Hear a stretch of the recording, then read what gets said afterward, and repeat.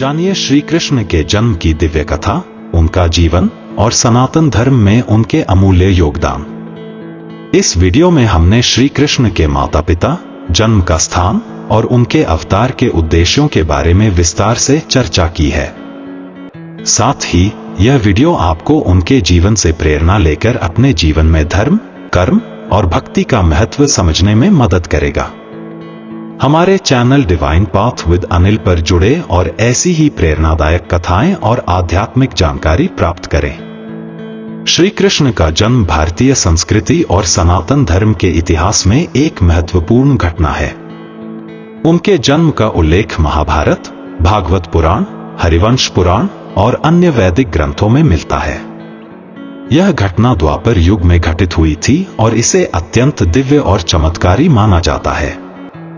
श्री कृष्ण विष्णु के 8वें अवतार माने जाते हैं और उनके जीवन का प्रत्येक पहलू मानव जीवन को दिशा प्रदान करने वाला है। श्री कृष्ण का जन्म स्थान और समय। श्री कृष्ण का जन्म मथुरा नगरी में हुआ था। मथुरा वर्तमान उत्तर प्रदेश में स्थित एक प्राचीन नगर है। उनकी जन्मतिथि भाद्रपद माह के कृष्ण पक्ष की अष्टमी तिथि रोहिणी नक्षत्र में मध्य रात्रि के समय मानी जाती है। इस दिन को जन्माष्टमी के रूप में बड़े हर्षोल्लास के साथ मनाया जाता है। उस समय मथुरा के राजा कंस थे, जो अपनी प्रजा के प्रति अत्याचारी और अधर्मी थे।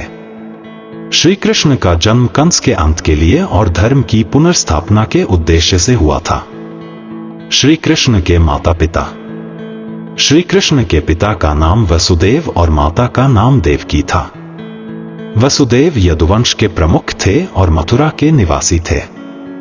देवकी कंस की बहन थी। कंस ने देवकी का विवाह वसुदेव से बड़ी धूमधाम से किया, लेकिन विवाह के समय एक भविष्यवाणी हुई कि देवकी की 8वीं संतान कंस का वध करेगी। यह सुनकर कंस ने देवकी और वसुदेव को बंदी बना लिया। कंस ने देवकी की 7 संतानों को जन्म लेते ही मार दिया, लेकिन जब 8वीं संतान अर्थात श्री कृष्ण का जन्म हुआ तो उनके जन्म को स्वयं भगवान विष्णु ने चमत्कारों के माध्यम से सुरक्षित किया। श्री कृष्ण का जन्म कैसे हुआ? श्री कृष्ण का जन्म कारागार में हुआ था। जब वह जन्मे तो उनके चारों ओर दिव्य प्रकाश फैल गया। भगवान विष्णु ने वसुदेव और देवकी को दर्शन देकर कहा कि यह बालक उनकी कृपा से जन्मा है और यह कंस का अंत करेगा।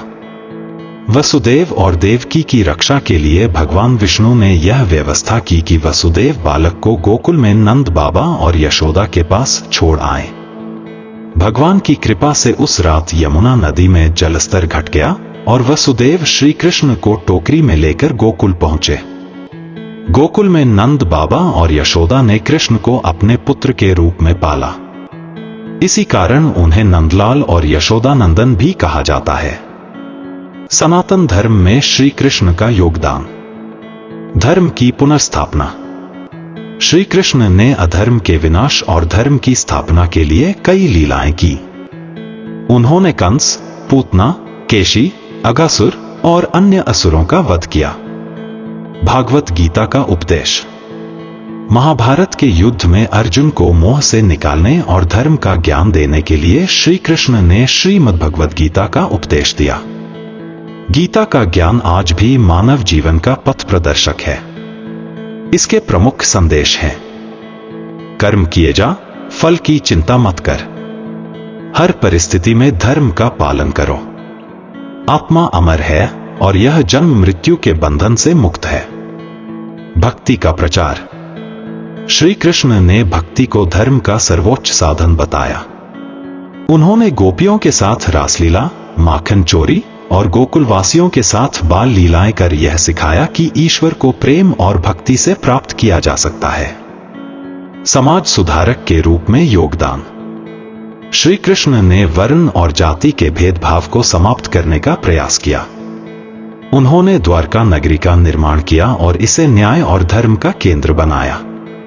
उन्होंने नारी सम्मान और सशक्तिकरण का समर्थन किया। नीति और राजनीति के आदर्श। महाभारत के युद्ध में श्री कृष्ण ने धर्म के मार्ग पर चलने की शिक्षा दी। उन्होंने कूटनीति, युद्ध नीति और राजनीति के आदर्श स्थापित किए। श्री कृष्ण की शिक्षाएं और सनातन धर्म। श्री कृष्ण ने कर्मयोग, ज्ञान योग और भक्ति योग का समन्वय प्रस्तुत किया। उन्होंने सिखाया कि ईश्वर हर जीव में है और हमें सभी से प्रेम करना चाहिए। उनकी शिक्षाएं आज भी सनातन धर्म की आधारशिला हैं। श्री कृष्ण का जीवन और उनकी लीलाएं मानवता के लिए मार्गदर्शक हैं। उन्होंने धर्म, भक्ति और प्रेम का महत्व बताया।